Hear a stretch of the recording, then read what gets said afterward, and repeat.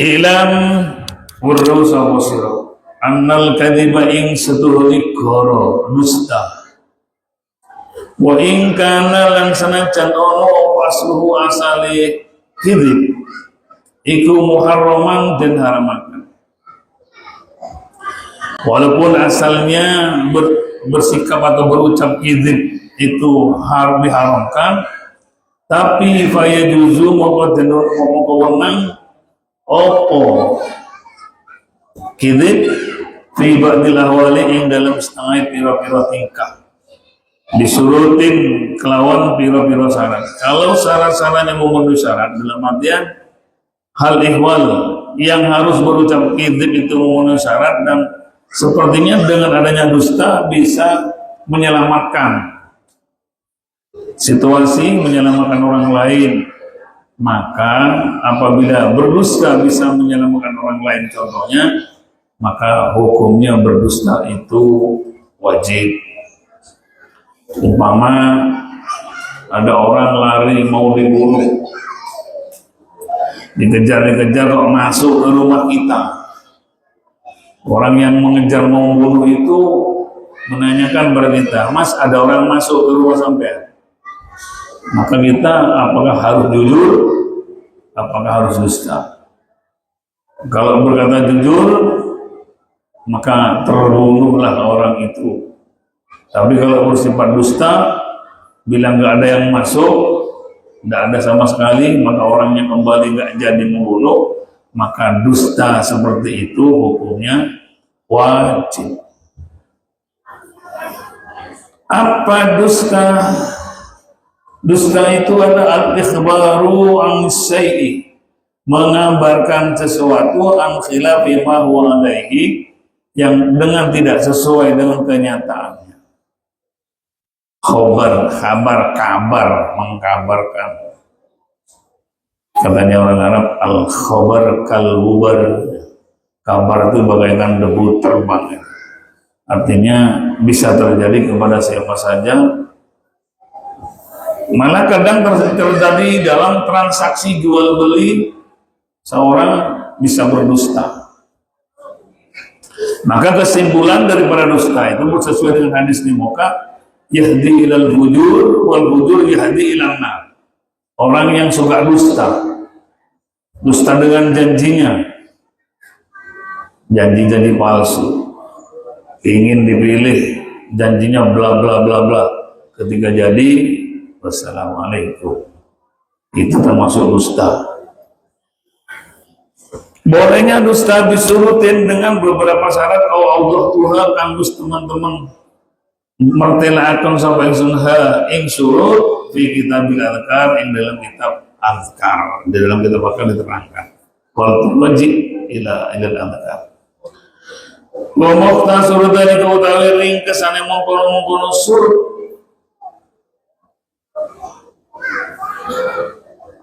jawaz ibadil ahwal bisurutin dengan syarat itu, yakni annal kalama setuhuni guneman, pembahasan ngomong annal kalama setuhuni guneman iku wasilatun ilal maqasid, merupakan satu pelantara ilal maqasid pada tujuan. Orang ngomong itu kan biar tujuannya tercapai. Orang yang bertanya bagaimana, ini dia mesti menjawab. Untuk menjawab dan mencapai tujuan atau tujuan yang dikehendaki itu, di antara salah satu yang pokok adalah harus dengan ngomong. Kalau tanya kepada orang bisu saja karena tidak ngomong, maka sulit untuk menemukan hal yang ditanyakan itu.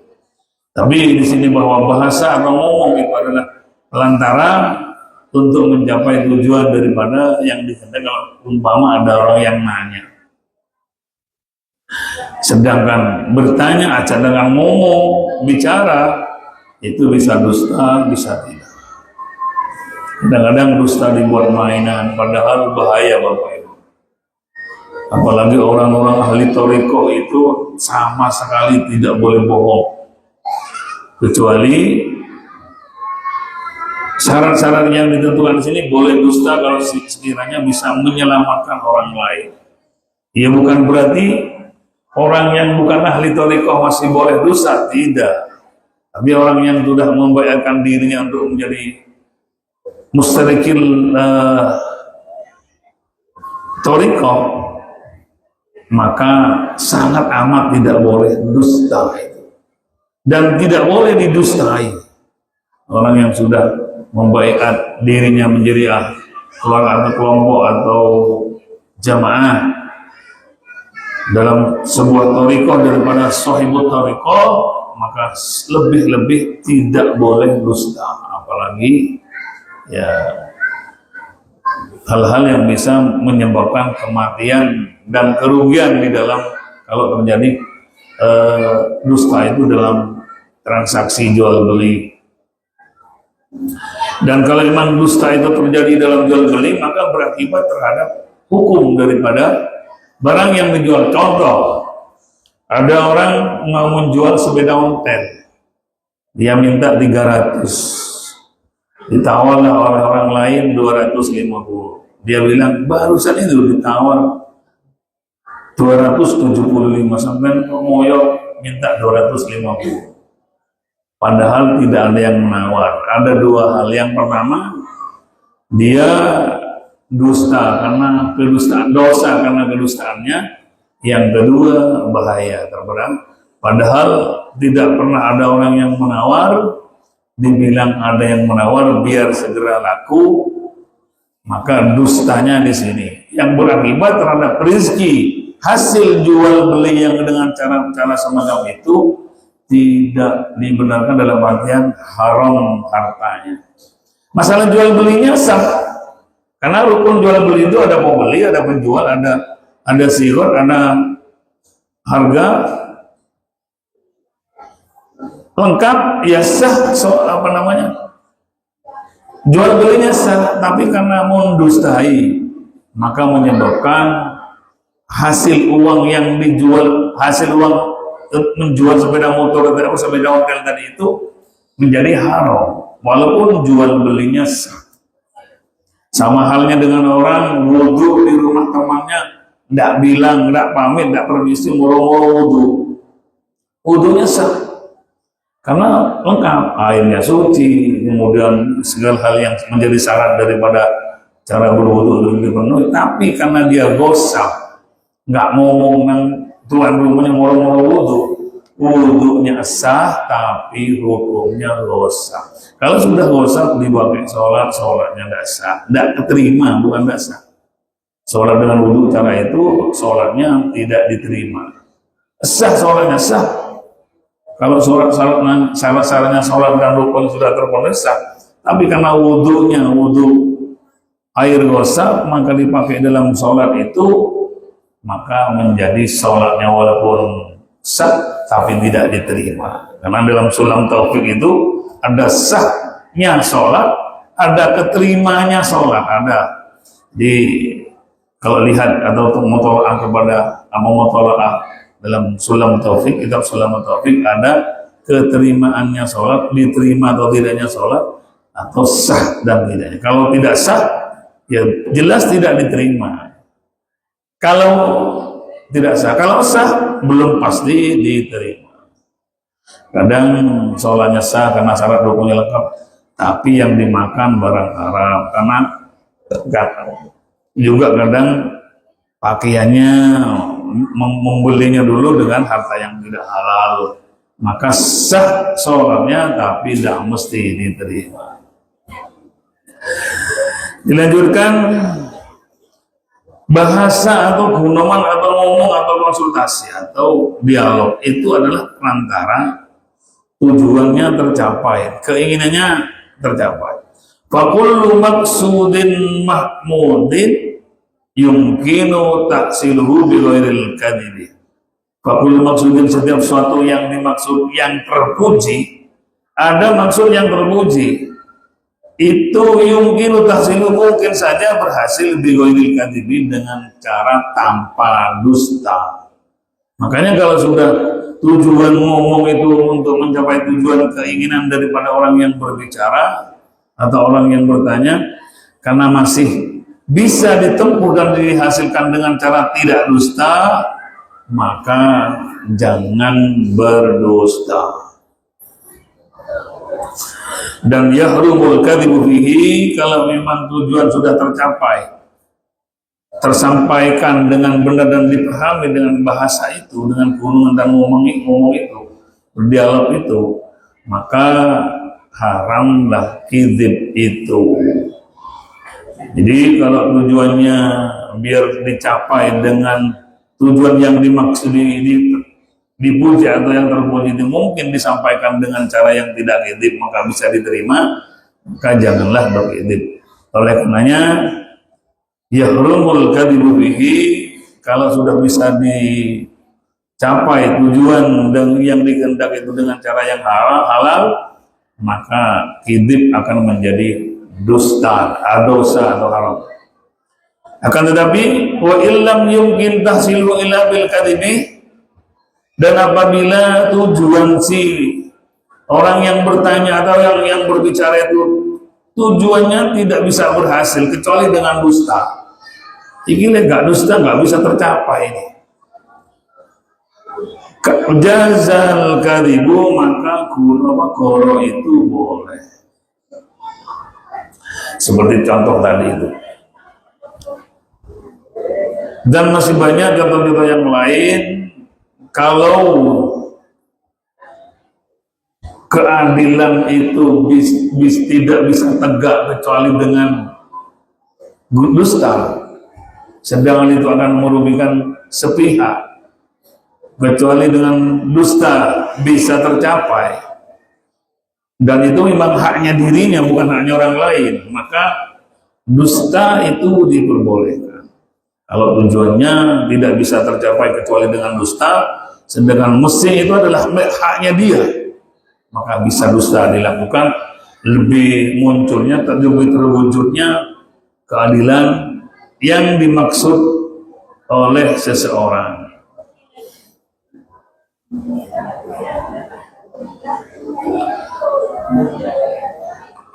Summa ingkana moko kali-kali ingkana lamun mau tahsilu dalikal maksudi, ngasilakeun nomo kang den maksud seseorang, mubahan kanal kadhibu mubahan, baik mubah tunang atau mubahan atau diperbolehkan. Mubahan kanal kadhibu, baik kalau memang mubah dalam hal yang bisa dicapai dengan cara kidibnya mubah, maka kanal kadhibu mubahan, maka berdusta pun juga diperbolehkan. Jadi melihat kondisi, kalau sekiranya apa yang diinginkan itu tidak bisa tercapai kecuali dengan dusta, maka dusta itu boleh. Wa in kana wajiban, apabila tujuannya adalah dusta, adalah wajib, kanal kadhibu wajiban, maka bersifat dusta, ngomong dusta itu hukumnya menjadi wajib. Tadi saja contoh yang saya contohkan itu menjadi wajib dustanya. Sebab Pak, ada orang masuk ke rumah sampean tadi, satu orang yang ngejar orang lebih dari satu, mau membunuh. Kalau kita tujuan daripada orang yang berbicara itu tidak bisa tercapai kecuali dengan dusta, sehingga dusta itu wajib, untuk mencapai tujuan itu menjadi wajib, maka dusta pun juga menjadi wajib.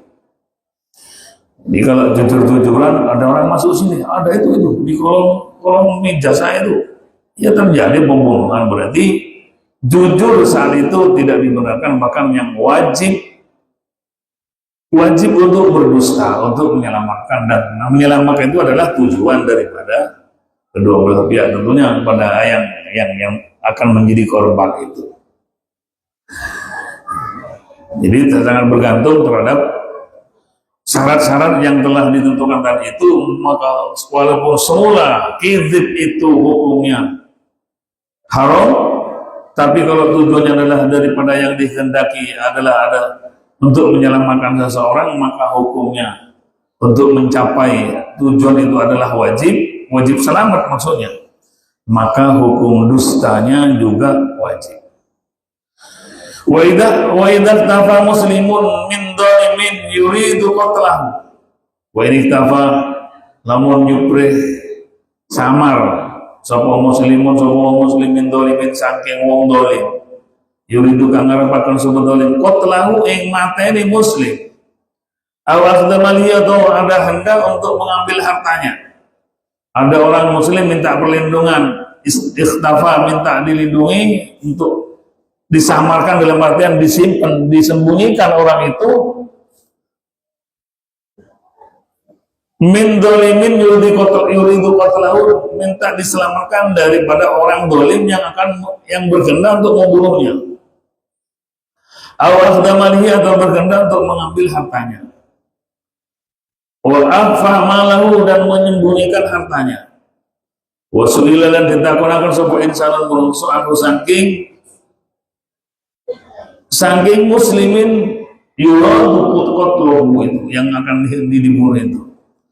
Maka wajibul kadzibu bi ihwaihi, maka wajib bagi seorang untuk berdusta bi ihwaihi dengan menyembunyikan orang yang dikehendaki untuk membunuh tadi itu. Jangan jujur-jujuran, jujur katanya jujur itu wajib. Ya delok sih. Kalau jujur akan menjadi korban dan kalau pembunuhan terjadi di rumah panjenengan, alhamdulillah, maka nanti berurusan dengan kepolisian. Di mana tempat TKP tempat pembunuhan itu, maka menjadi diseret menjadi saksi paling tidak. Jadi kalau kondisi seperti itu ada orang dolim ingin membunuh seorang muslim, kemudian atau akan mengambil hartanya, maka ada orang yang tanya, wajibul kadzibu bi fahi, maka wajib menyembunyikan, jangan terlalu jujur. Wakada begitu juga wajib dusta. Laukana lamun ono endo ini sanding wong wadi'atun opo titipan. Wa arada dzalimun ahdahu dan orang yang dolim berkehendak untuk mengambilnya. Contoh, tentu untuk menyembunyikan. Ini kalau nanti dikata ada orang titipan ya, padahal ada. Tapi kalau dia tahu bahwa titipan itu adalah akan diambil, maka kita wajib berdusta mengatakan enggak kalau titip padahal ada. Itu wajib hukumnya untuk berdusta. Kalau memang nanti kalau jujur-jujuran mesti diambil oleh orang dolim itu, maka kita wajibul kadzibu bi ifaiha, maka wajib bagi berdusta bi ifaiha untuk menyamakan, menyembunyikan barang yang akan diambil itu. Sekarang menjadi dilema, katanya dusta itu adalah mengatakan atau menghambarkan sesuatu yang tidak sesuai dengan kenyataan, katanya dosa. Tapi pertimbangannya di sini bahwa walaupun asalnya dusta itu adalah haram, yang mana keharamannya dusta itu akan menggiring kita, naudzubillah, menggiring orang yang suka dusta, digiring ke api neraka. Tapi kalau memang tujuannya itu adalah baik untuk menyelamatkan orang lain, maka berdusta itu hukumnya boleh. Ya banyak sekarang hal-hal yang akan terjadi kalau bersifat jujur, akan terjadi yang tidak diinginkan, maka bila terjadi semacam itu kita wajib dusta. Apalagi sifatnya pembunuhan yang mungkin terjadi ketika jujur di dalam rumah jenengan, di rumah kita, maka walaupun kita tidak sebagai pelakunya pasti diseret juga sebagai saksi, bahkan bisa-bisa dianggap melindungi kejahatan. Bisa jadi kita akan termasuk terlibat di dalam pembunuhan itu. Karena dilema, bagaimanapun orang yang tidak biasa dusta itu mestinya ingin tidak dusta, enak namanya. Maka gimana wal ahwatu, yang hati-hati fi hadhihi kullihi, dalam hal ini semua itu maksud daripada orang yang berbicara di muka itu adalah untuk menyelamatkan orang lain, atau untuk menyelamatkan hartanya orang lain, atau akan menyelamatkan titipan orang lain yang akan diambil oleh orang dolim kalau jujur-jujuran. Maka yang hati-hati adalah ayyuwariya, harus tetap menyamarkan. Wa mana tauriya utawi makna tauriya ayyak sida bi ibaratihi maksudan sahihan, bermaksud dengan ibarat itu, dengan ucapan itu maksudan sahihan, maksud yang sesungguhnya, tapi laisa huwa kadiban, tapi dia tidak dusta. Artinya kalau bicara tauriyah ini Bapak Ibu santri yang mungkin yang bisa menganggap, di dalam ilmu balaghah itu namanya badi' tauriyah.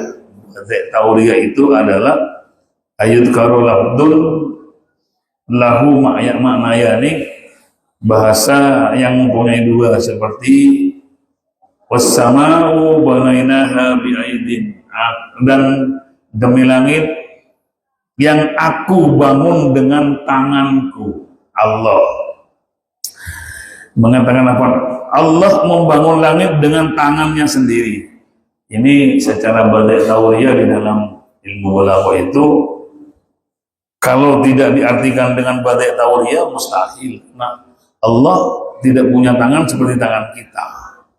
Sedangkan dalam Al-Quran wassama'i banainaha bi'aidin, langit yang aku bangun dengan tangan saya sendiri. Nah, di sana bukan tangan sungguh tapi dengan kekuasaan. Jadi ya apa ya, dustanya itu biar tidak langsung real semata-mata dusta walaupun tujuannya untuk menyelamatkan, tapi kalau dengan tauriyah, dengan menyembunyikan, artinya kalau di Al-Quran Allah membangun langit itu dengan tangannya, yang dimaksud membangun dengan kekuasaannya. Kalau dalam sisi dohir tanpa ingat pada badi' tauriyah yang di ilmu balaghah itu, berarti dusta, kan gitu. Sebab kenyataannya Allah itu tidak membangun dengan tangan secara kasat mata seperti tangan kita manusia, tapi Allah membangun itu dengan kekuasaannya. Malah tidak usah membangun seperti kita. Kalau kita membangun bangunan ya ada lulunya, ada temboknya, ada pasirnya dan sebagainya. Kalau Allah cukup kun fayakun. Jadi walhasil kesimpulannya bahwa walaupun dusta itu haram, sejauh mana keharamannya dusta? Dusta apapun. Dusta pada keluarga, dusta pada suami, dusta pada istri. Mas, ada duit, padahal ada duit ini saku suaminya. Istrinya mau ke pasar, mau belanja Mas, kata suaminya kau nanti dosa dusta. Kadibun, tapi kalau kadzabun selalu berdusta. Kalau kadibun dusta, tapi kalau kadzabun langganan dusta. Itu walaupun suami istri dalam Islam tidak diperkenankan dusta. Kenapa hadis ini bukan? Dusta itu mengarah kepada kebejatan, sedangkan kebejatan itu mengarah kepada neraka. Berarti kalau disimpulkan bahwa orang dusta walaupun pada anaknya sendiri, walau pada suaminya sendiri, pada istrinya sendiri, itu mengantarkan kita orang yang berdusta ke dalam neraka. Di celana pusing buat umbah itu ada uangnya, tapi kau no Mas, padahal ada susunya, rokok, atas istrinya kau no Mas, padahal ono itu kumpul sama kita kau no. Dusta. Untuk membersihkan diri, manusia itu harus selalu berusaha untuk dirinya bersih dari dosa. Ya hilangkan. Dusta itu dihilangkan, tinggalkan. Tapi kecuali ada hal-hal yang ketika kita jujur akan terjadi bahaya yang akan menimpa, maka bolehlah. Umpama na'udzubillah, suaminya ngamuk, cari uang, mau beli bir, mabuknya kurang sih, sempoyongan pulang ke rumah, mau duit sih, boleh dan wajib dusta. Simpen, uangnya simpen, nanti dibongkar bukan umpama terjadi, tapi na'udzubillah. Jadi ada waktunya jujur, ada waktunya boleh dusta, tapi jangan semua dibikin dusta. Jalan ke surga sulit dan angin, maka kita membuat jalan menuju neraka. Kalau jujur akan kejujuran kita akan mengarah kepada surga. Jujur akan mengarah kepada jujur itu mengarah kepada surga, sedangkan dusta itu mengarah atau mengantarkan kita menuju neraka. Kadang-kadang dibikin tilu cici dustanya sedikit, tapi kalau lama-lama dusta akhirnya menjadi menggunung yang namanya dusta itu. Bapak-bapak dan ibu sekalian yang saya hormati, utamanya karena kita mesti kaum muamalah, kaum kasar, apa istilahnya ya, kaum kasar ini mesti kalau mencari rezeki ke pasar. Jauhilah dusta itu dalam sebuah transaksi. Contoh dusta, saya tidak mengajari panjenengan biar ikut cara saya, tapi biar panjenengan tahu bahwa Anda akan dimunculi. Jual kardus Sarimi bekas, boleh sampai teliti Pak. Nopo sing gantung niku napa timbel ya. Timbel niku kan kalau sampai tinggali bolong ya. Bolong nih. Timbel nih. Timbel saya ngatakan juga timbel bolong.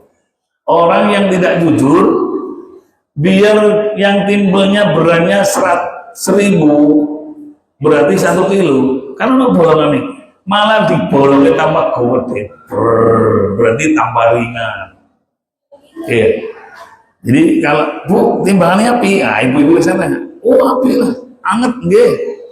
Setelah dibuka ternyata bolongan yang dari bawah itu tambah besar.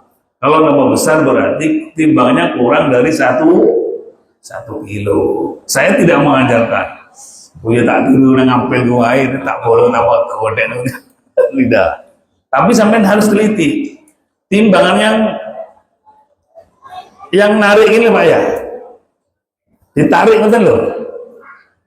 Itu maaf bukan sampai tiru enggak, biar sampai tahu kok dia kali wong. Di dalam timbangan yang digeser ada seret-seret itu mohon maaf ya, saya bukan pengalaman Pak, tapi dari dulu saya bukan pernah dengan itu. Ini dibor dalam itu. Terus di dalamnya diberi kelaker Pak, peloran apa itu? Besi bundur nih Pak. Peloran. Ditutup mulai dengan kuningan. Kalau dia membeli bentak niki mundurnya ke depan sehingga barang itu abot. Tidak kelihatan lubang itu tuh. Nanti kalau dia jual sertanya sudah mundur bolong peluru itu. Tambah ringan punya orang itu. Ini adalah bentuk transaksi dusta yang saya katakan di muka. Dusta mengakibatkan wailul lil mutaffifin alladzina yaqtalu dan sebagainya. Itu neraka wail Pak. Katanya orang Madura itu kerek-kereknya neraka. Jadi maksudnya saya beritahu semacam ini bukan biar panjenengan melakukan, tapi biar tahu kok umpama diakal-akali wong. Kalau yang panjang kocak bolong kono suaranya berarti itu sudah dibolong diganti peloran, pelor dan apa ya. Itu kalau mundur sini walaupun jaraknya hanya 2 cm, maju ke depan kalau itu beratnya bisa 10 kilo lebih. Kalau mundur lebih ringan. Contoh lagi, jual beli. Maka kalau jual beli dilakukan dengan dusta semacam itu, dosanya 1 dusta, mengarah ke neraka. Yang kedua, hasil uangnya pasti haram. Panjenengan pernah beli kabel, pernah beli tampan ya, biasanya etalasenya itu sudah diberi batas ini ya, batasnya 100 cm, tapi geser tapi tidak ada nomornya 90 cm siji loro kan, itu dusta. Jadi per 1 meternya bisa 5 cm, bisa 10 cm siji loro, kalau sudah 10 itu diantaranya curang dan dusta di dalam jual beli. Dalam sisi ada dan timbangan, tadi timbangan, sekarang ini ukuran. Banyak hal yang dilakukan orang-orang. Kalau umpama toh dia punya hasil yang banyak sebab ngakal-ngakali wong, tidak barokah Bapak. Bisa sakit-sakitan, bisa anaknya kena sabu-sabu, dan sebagainya. Tidak barokah. Nah kalau ibu-ibu itu kan memang singkro tuh anget, ayam-ayaman itu sampai dedak nilai, berarti anget istilahnya. Itu nilai pahala daripada timbang yang anget itu pahalanya panjenengan yang jualan. Tapi kalau dia akal-akali timbangnya dibolong gini, ya tambah ringan, semestinya 1 kilo nggak sampai 1 kilo. Itu yang terjadi sejak zaman dahulu. Entah kalau sekarang itu bagaimana, kalau mungkin sekarang orang jual beli online jual beli di Shopee itu Bapak Ibu, itu hanya boleh dan itu tetap khilaf. Karena barangnya nggak kelihatan, hanya gambar yang dilihatkan. Ternyata gambarnya gede ya, nyampe di rumah kok cilik, ya sudah nilainya horor, gurur, tutuan. Jadi apapun yang menyimpan, mengandung terhadap bujuan atau gurur, maka hukumnya ya uang jual belinya sah, tapi uangnya haram. Haram itu sudah dibelikan makanan, dibelikan beras di rumah, kemudian dimasak saat keluarga. Barang haram, 1 suapan disuap masuk ke mulut, barang haram disuap masuk ke mulut, ke perut, maka mengganggu keterimaannya ibadah. Maka bisa jadi 1 suapan itu 40 hari tidak diterima. Sulit nomor 2, tapi bukan berarti tidak bisa. Bisa sekali. Untuk jujur itu bisa. Semoga harta kita Allah berikan kepada kita harta yang halal. Halal ini barokah. Apa barokah itu? Ziyadatu khairin, keapiannya tambah. Tapi kalau kembali yang tidak barokah, loro. Duit akeh tapi gak oleh mangan, ada nggak? Ketika suki maunya buahnya, kata dokter, Pak sampean ponis kena darah, ada gula darah, makanya beras jagung nggak oleh iwak nggak oleh kafe, oleh itu tahu mentah ya, uangnya banyak tapi sing masuk ke perutnya sedikit, itu namanya termasuk bagian dari ujian. Bisa jadi ujian, bisa jadi tidak barokah. Orang yang miskin, mohon maaf, nggak ada penghalang, tidak ada pantangan makan kafe di pangan. Wah kelutuk masuk, kuai masuk, seger kemeringet, mana makan kuai. Seperti itu namanya barokah. Anaknya soleh-soleha walaupun miskin itu barokah. Walaupun kaya tapi anaknya sabu-sabu terlibat dalam masalah. Kalau tentremnya nggak tenang, karena memang jalannya jalan yang tidak diajarkan oleh Allah. Sekali lagi mudah-mudahan anak-anak kita, keluarga kita diberikan oleh Allah rezeki yang halal, sehingga ibadahnya tidak terganggu, ibadahnya tidak terhalang dengan haram itu, sehingga kita nanti insya Allah lebih mulus jalannya menuju surga di padang mahsyar nanti. Amin. Masuk ke bab berikutnya karena babnya pendek-pendek. Babul hasi ala tasabbuti fima yaquluhu wa yukihi. Utawi iki bab al-hasin ngegerehakan, mendorong alat tasabut untuk tetap fima yang dalam barang ya kulukan ucap sapa wong ma wa yukilan barang yukikan nyeritakan sapa wong hi ing ma. Artinya memiliki ketetapan di dalam apa yang diucapkan atau yang diceritakan dalam artian adalah jujur. Bab ini akan mendorong itu maksudnya mengharuskan untuk tetap dalam apa yang diucapkan, gak minca-minceli lah kekasarannya itu, atau apa yang diceritakan itu adalah hal yang sebenarnya. Harus tetap dalam artian memiliki ketetapan dalam apa yang diucapkan atau yang diceritakan. Jujur singkatnya. Maka Allah memberikan perintah kepada kita, a'udzubillahi minasyaitonirrajim, bismillahirrahmanirrahim, wala taqfu ma laisa laka bihi ilm. Kalau pancen kita tidak tahu, tidak usah ngomong. Kadang-kadang orang itu sok tahu punya cerita itu. Ma yalfidu min qawlin illa ladaihi raqibun atid. Tidaklah apa yang kita ucapkan dari ucapan kecuali di sisi kita, di sisinya ada malaikat yang mencatat. Yang baik akan dicatat baik, yang jelek akan dicatat jelek. Dan kita bermaksiat di sepi, yang di tempat yang sepi pun juga ditulis dicatat oleh Allah.